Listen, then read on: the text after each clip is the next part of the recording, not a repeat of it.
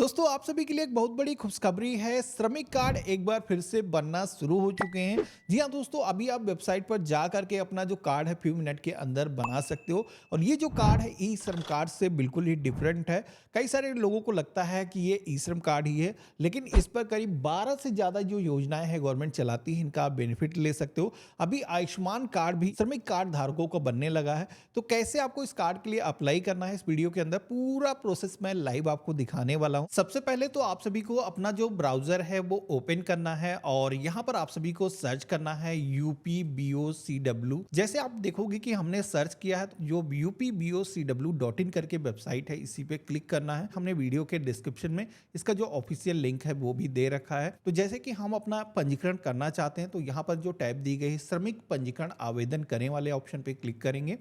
तो अब आप देखोगे कुछ इस तरीके का इंटरफेस आता है। सबसे पहले तो आपको यहाँ पर आधार संख्या दर्ज करने के लिए बोली जाती है, तो हमने यहाँ पर फिल किया है। अगर कोई रिन्यू कर रहा है तो उसको पंजीकरण संख्या डालने की जरूरत होती है। तो मैं नया कार्ड बना रहा हूँ, तो मैंने इस पे अपना आधार नंबर फिल कर दिया है। यहाँ पर जो भी आपका जोन लगता है आपको यहाँ पर सिलेक्शन करना है। जैसे मेरा लखनऊ है, मैंने चूज किया है। और इसके बाद में आप सभी को अपना जो जनपद है सेलेक्ट कर लेना है और यहाँ पर आप सभी को अपना जो मोबाइल नंबर है वो फिल कर देना है। इसके बाद में आप सभी को ये जो कैप्चा कोड दिखाया गया, इस कैप्चा कोड में अगर प्लस माइनस करने के लिए जो भी बोला जाता है वो करने के बाद में आपको उसका जो आंसर आता है यहाँ पर फिल करना है और आवेदन संशोधन करें के ऑप्शन पे क्लिक करना है। तो यहाँ पर आप देखोगे कि आपके मोबाइल फ़ोन पर एक OTP सेंड किया गया है। वो OTP आपको यहाँ पर दर्ज करने के लिए बॉक्स आ चुका है, हमने यहाँ पर फिल किया है। प्रमाणित करें के ऑप्शन पे क्लिक करेंगे। अब यहाँ पर आप देखोगे कि आपके आधार कार्ड से जो भी आपका मोबाइल नंबर लिंक होगा उस पर भी वेरिफिकेशन के लिए एक वन टाइम पासवर्ड सेंड किया जाता है, हमने यहाँ पर दर्ज किया है। प्रमाणित करें के ऑप्शन पे क्लिक करेंगे तो आप यहाँ पर देखोगे कि हमारा जो आधार का डेटा है वो यहाँ पर फेच होकर के आ चुका है, जिसमें कि हमारी फोटो हो गई, एड्रेस हो गया, हमारा नाम, ये सारी डिटेल यहाँ पर आ चुकी है। अब यहाँ पर घोषणा के सेक्शन में आना है। आपको यहाँ पर एक टिक करने का ऑप्शन दिखेगा जिसपे कि टिक कर देना है। पेज में नीचे की तरफ आना है, इंग्लिश वाला भी कंसेंट जो पेज है यहाँ पर इस ऑप्शन पे क्लिक कर देना है। आधार सत्यापन के ऑप्शन पे आपको क्लिक कर देना है। तो इस तरीके से आप देखोगे कि हमारे आधार कार्ड का जो सत्यापन है वो सक्सेसफुली हो चुका है। इसी के साथ में आप देखोगे कि अगला फॉर्म का जो पेज है वो यहाँ पर ओपन हो चुका है। हमें यहाँ पर माता का जो नेम है वो इंग्लिश लैंग्वेज में दर्ज करना है। इसके बाद में माँ का जो नेम है हिंदी में भी दर्ज करने के लिए आपको बोला जाता है, जो कि यहाँ पर जैसे ही इस बॉक्स के अंदर आप टैप करोगे तो ऑटोमेटिक यहाँ पर कन्वर्ट होकर के आ जाता है। किसी केस में अगर ये सही कन्वर्ट होकर के नहीं आया है तो Google Hindi input keyboard tool के माध्यम से आप ये जो करेक्शन है कर सकते हो। कार्य का प्रकार के सेक्शन में आना है। यहाँ पर आप देखोगे कि जैसे कंस्ट्रक्शन वर्कर्स, कई सारे ऐसे वर्क हैं जो यहाँ पर दिए गए हैं। तो यहाँ पर आप लोग जो भी काम करते हो, जैसे कि बिल्डिंग कंस्ट्रक्शन से लेकर के बहुत सारी यहाँ पर एक्टिविटी दिखाई गई हैं। आपको अपने अकॉर्डिंग यहाँ पर इनमें से सिलेक्शन करना है और एक्टिविटी सेलेक्ट करते ही, जैसे कि हमने रसोई में उपयोग हेतु मॉड्यूलर इकाइयों की स्थापना का ऑप्शन सेलेक्ट किया है तो ऑटोमेटिक यहाँ पर लिंक सेलेक्ट हो चुका है। जनतित यहाँ पर हमारी आधार से ही आ चुकी है। वैवाहिक स्थिति के सेक्शन में आएंगे, यहाँ पर आप शादीशुदा हैं या फिर अनमैरिड हैं चूज करना है। जात के नाम के सेक्शन में आना है, जैसे कि यहाँ पर सामान्य कास्ट से हो या फिर ST SC OBC, जिस भी कैटेगरी से हो आपको यहाँ पर अपने अकॉर्डिंग सिलेक्शन करना है और अपनी ईमेल आईडी जो कि गूगल की फिल कर देंगे। यहाँ पर आपका जो मोबाइल नंबर है वो फॉर्म के अंदर पहले से फिल है।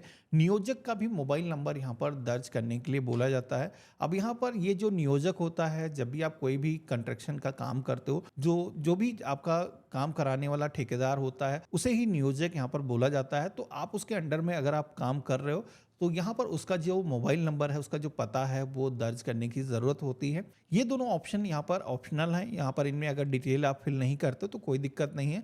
यहाँ पर हमने मनरेगा वाला ऑप्शन सेलेक्ट कर दिया है।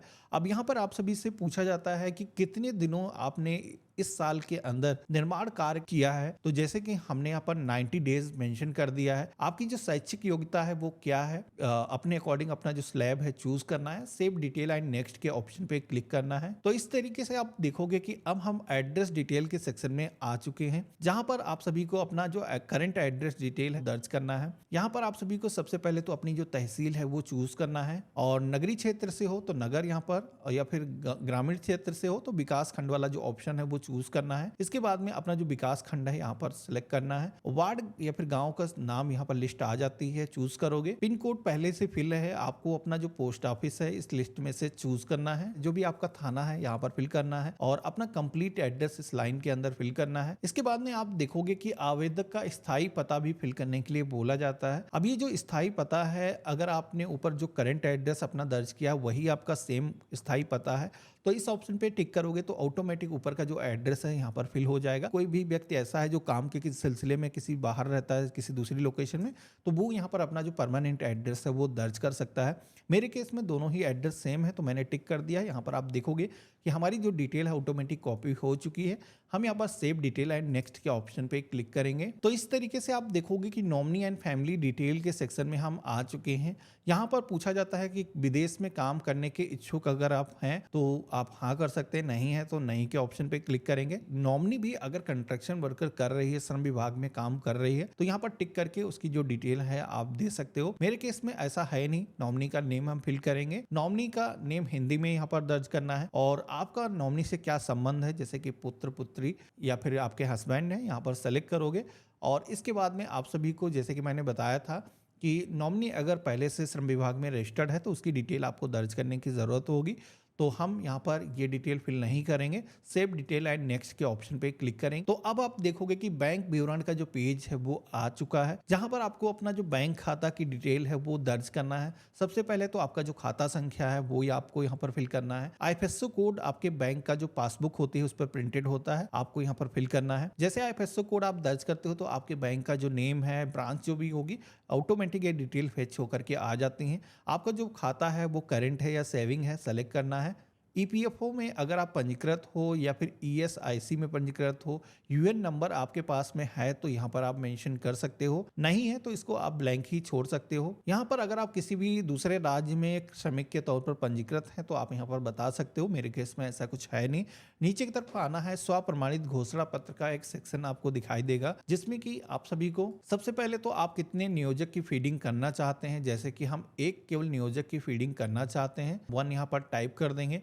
तो अब आप देखोगे कि यहाँ पर फिर से हमारे सामने जो एक्टिविटी है वो शो होना स्टार्ट हो चुके हैं। जो भी काम आप करते हो तो यहाँ पर आपको सिलेक्शन करना है, कितने दिन आपने लास्ट 1 ईयर के अंदर किया है, कार्य का स्थान क्या था जहाँ पर भी आप काम करते थे वो फिल करना है, भवन स्वामी या फिर ठेकेदार या फिर प्रधान जो भी था उसका नाम आपको यहाँ पर दर्ज करना है जिसके अंडर में आप काम कर रहे थे। इसके बाद में संलग्न विवरण के सेक्शन में आओगे तो यहाँ पर आपको एक पर्सनल फोटोग्राफ पासपोर्ट साइज की अपलोड करने के लिए बोला जाएगा। तो यहाँ पर कुछ इस तरीके से हमने फोटो को अपलोड किया है। फोटो को अपलोड करने के बाद में अगला ऑप्शन दिया गया है आधार की कॉपी को अपलोड करने का, जिसमें कि ध्यान रखना है यहाँ पर स्व प्रमाणित आधार बोला जा रहा है, जिसमें कि आपको आधार कार्ड का एक प्रिंट आउट लेना है, फोटोकॉपी लेना है, उस पर आपको सिग्नेचर अपने करने हैं या फिर थंब लगाना है। उसके बाद में वो जो फाइल है वो अपलोड करना है। तो यहाँ पर हमने सिलेक्शन कर लिया, आधार का जो प्रीव्यू है वो भी आ रहा है। अब आप सभी को यहाँ पर नीचे की तरफ आना है। स्व प्रमाणित घोषणा पत्र जो मैंने आपको ऊपर की तरफ दिखाया था वो एक प्रिंट आउट आपको लेने की जरूरत होती है, जो कि इसका स्क्रीनशॉट लेकर के आप उस पर सिग्नेचर करके यहाँ पर अपलोड कर सकते हो।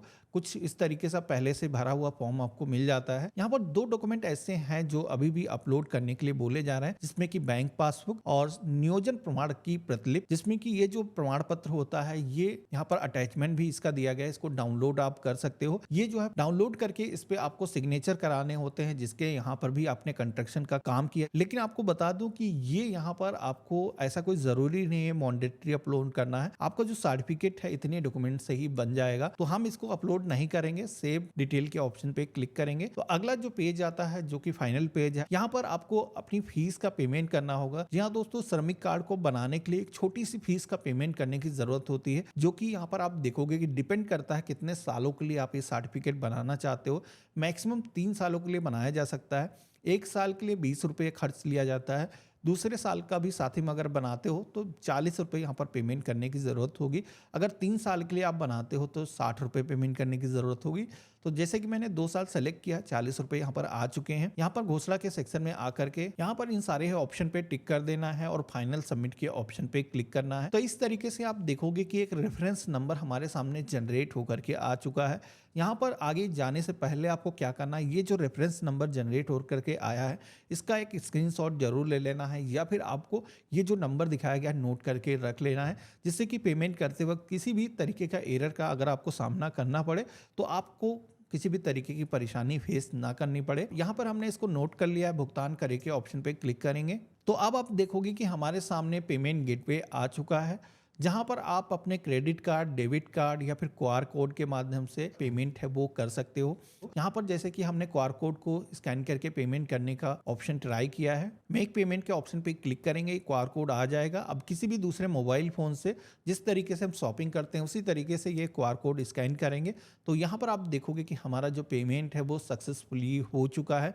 पेमेंट होते ही आप सभी के सामने आवेदन संख्या आ जाती है, इसी के साथ में फीस का आपने जो पेमेंट किया है उसकी पावती स्लिप जनरेट होकर के आ जाती है। ये जो स्लिप आई है इसका आपको प्रिंट लेकर के अपने पास में सुरक्षित करके रख लेना है। उसके बाद में इस पोर्टल पर कार्ड डाउनलोड का जो ऑप्शन दिया गया है इस पर क्लिक करके डाउनलोड कर सकते हो। इन केस अगर आपको कोई नोटिफिकेशन नहीं मिला है, आप अपने फॉर्म का स्टेटस जानना चाहते हो, तो जो भी आपको रेफरेंस नंबर मिला था यहाँ पर जो श्रमिक पंजीकरण की स्थिति जानने के लिए यहाँ पर क्लिक करने वाला ऑप्शन दिख रहा है, इस ऑप्शन पे क्लिक करोगे तो यहाँ पर आप सभी से आपका जो रेफरेंस नंबर है वो दर्ज करने के लिए बोला जाएगा। इसके बाद में आपका कार्ड अगर अप्रूव हो चुका होगा तो यहाँ पर इंफॉर्मेशन मिल जाएगी, यहाँ से आप अपना जो कार्ड की कॉपी है डाउनलोड कर सकते हो। तो देखा आपने, इस तरीके से हम अपना जो श्रमिक कार्ड है वो खुद से ही बना सकते हैं। यहाँ पर श्रमिक कार्ड बनने के बाद में जितने भी सालों के लिए आपने रिन्यूअल किया है नॉन स्टॉप इसका आप यूज कर सकते हो। यहाँ पर कहीं पर भी अगर आपको गवर्नमेंट बेनिफिट लेना है इसके जरिए ले सकते हो। बाकी अगर आपको इस कार्ड को रिन्यूअल करना है तो दोबारा से वेबसाइट पर आओगे, आधार नंबर दर्ज करके लॉगिन करोगे और 20-25 रुपए जो फीस है आपको पेमेंट करनी पड़ती है, आप इसको रिन्यू कर सकते हो। अब अगर आपको ये जानना है कि इस पर जो योजनाएं चलाई जाती हैं उनको कैसे हमें अप्लाई करना, कैसे उसका बेनिफिट लेना है, तो मुझे आप कमेंट बॉक्स में लिख करके बताना, तो मैं उसका एक डेडिकेटेड वीडियो बना दूंगा। बाकी आज का वीडियो आप सभी को कैसा लगा मुझे कमेंट बॉक्स में लिख करके जरूर बताना। चैनल पे नए हो सब्सक्राइब करके रखना। हम मिलते हैं ऐसे ही एक नए वीडियो में, तब तक के लिए गुड बाय, जय हिंद।